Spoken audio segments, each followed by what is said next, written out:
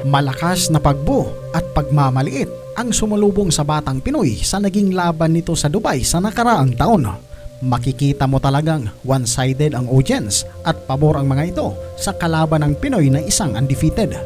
Ganun pa man ay chill-chill lang ang ating bata at giningitaan lang niya ang mga audience na nagmaliit sa kanyang kakayahan.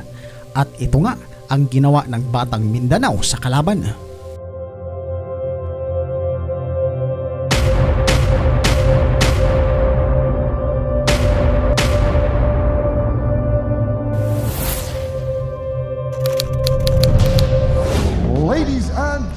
Isang napakalaking hamon para sa ating kababayan ang mangibang bansa at labanan ang isang undefeated champion, sapagkat dito'y iisipin ng karamihan na pataba lang tayo sa record ng kanilang pambato. Ito nga ang nangyari nang pumunta sa Dubai ang ating batang pambato at nakalaban niya ang undefeated champion ng Argentina. Sa labang naganap noong Marso 26, taong 2022, lumaban ang batang taga-Agusan del Sur na si Mel Fajardo o aka Silent Assassin. Bitbit ng Pinoy ang kartadang 7 wins with 6 knockout na may 1 talo at 2 tabla. Makakalaban ng Pinoy ang El Avion ng Argentina na si Agustin Gauto. Ito ay may malinis na kartadang 17 wins with 12 knockouts. Kilala si Gauto na may mabigat na kamao, kaya kung padalos-dalos ka sa kanya ay siguradong mayroon kang paglalagyan.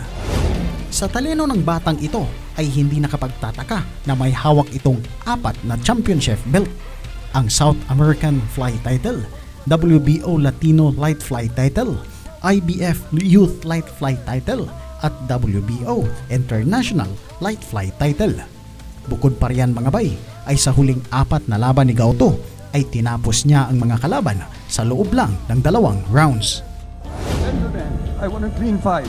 Listen to my orders. Check gloves and good luck. Umpisa na ng round 1 mga bay at mukhang seryoso itong kalaban ni Fajardo. Una itong nakatama ng left jab na sinundan naman ni Fajardo ng left hook. Nag-apoy agad itong Argentinian at pinatikim sa Pinoy ang malutong na kombinasyon. Dito na nga rin napukaw ang Silent Assassin at inumpisahang taraka ng suntok ang bodega ng kalaban.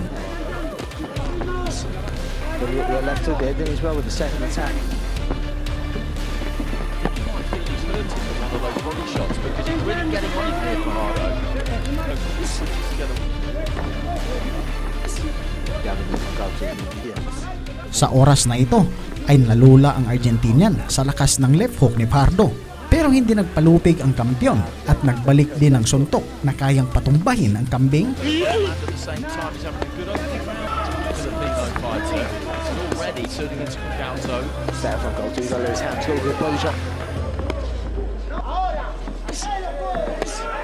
Hanggang sa napag-iwanan ng kalaban ang kanyang depensa. Bagsak ito sa lona.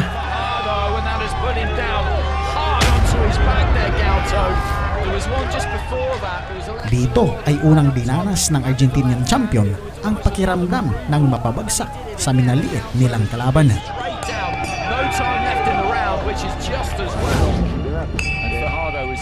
Sa pangalawang round ay hindi na nagpatumpik-tumpik si Fajardo. Parang pakpak ng ibon ang left hook nito sa pagwasiwas ng suntok sa kalaban. He just needs to stay low for Fajardo and then come in with that left hook. Good fight back there for Gauto. Good left hook. Gauto hit by left hand, but he's trading here, which could be a problem. Good upper body movement from him. He shifts another left hand. Big left hand again. Malinaw na knockdown ang nangyari mga bay dahil sumayad sa lona ang gloves ng kalaban. Pero pinili ng referee na hindi bilangan sa kadahilanang siya lang ang nakakaalam.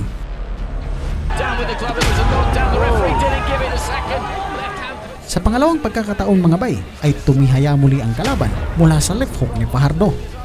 He's showing a ton of bravery and heart in there, but every time he gets hit clean, he's going to go down, and he's going to get hit clean because he's wide open at times. What's the referee doing? The referee's giving him extra time there. He missed the knockdown. There was a touchdown with the glove which he missed, and then he was put down. Fajardo just looking for that left hook. Every single time he can throw it, he is throwing it. Dipping low at the waist there, touches down with the glove again, and the referee doesn't see it. That's another knockdown. remaining in round 2. Oh, good shot. Oh. Another big left hand, and he's taken those two somehow. He's thrown back himself. He goes down to his knees, more in exhaustion than anything else, but the referee does count him this time. The corner are looking on. Habang nagbibilang ang referee, sinisanyasan na nito ang kampo ni Gauto na hindi na maganda ang kondisyon ng kanilang alaga. At sa pagbalik ng laban ay umaabot lang sa 3 left hook ni Fajardo ay itinigil na ng referee ang laban. That's a good decision from the referee, who missed a couple of touchdowns. Ito na nga rin ang pinakamalaking panalo ng batang taga-Agusan del Sur. Wala mang nakatayang na titulo sa labang ito, ay tiyak napakalaking parangal ito sa Pinoy nang pataubin niya ang 2-division champion ng Argentina. Declare your winner by TKO! Sa pag-uwi ni Mel Fajardo sa Pilipinas ay nagkaroon ito ng tune-up fight makaraan ang 3 buwan. Noong July 30, 2022, isang laban ang inorganisa sa SM City San Lazaro, Manila at dito'y makakalaban ni Fajardo ang kapwa Pinoy na si Richard Claveras.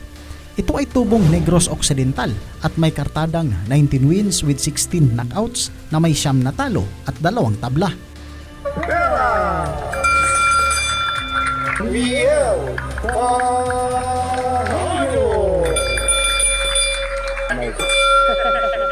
Hindi na umabot sa 1 minuto ang labang ito mga bay, at kung paano tinapos ni Fajardo ang laban ay maaalala ko kung paano tinapos ni Nui si Dasmariñas mula sa isang lever shot.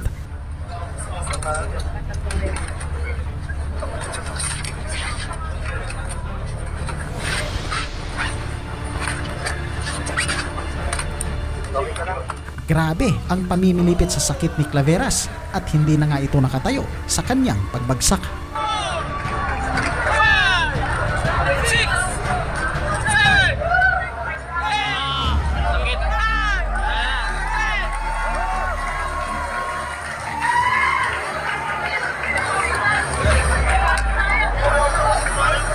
Your official time.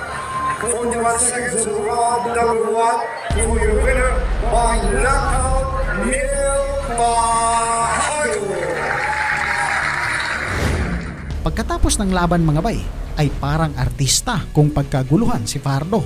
Iba naman kasi ang talent ng batang ito at mga pinataob niyang kalaban na hindi rin basta-basta. Daghang salamat mga bay, at hanggang sa dulo ay hindi pa rin kayo bumibitaw. Nais ko pong malaman ang inyong reaksyon sa ating video. Paki-comment na lang po sa baba at babasahin po natin yan. Daghang salamat, mabuhay tayong lahat.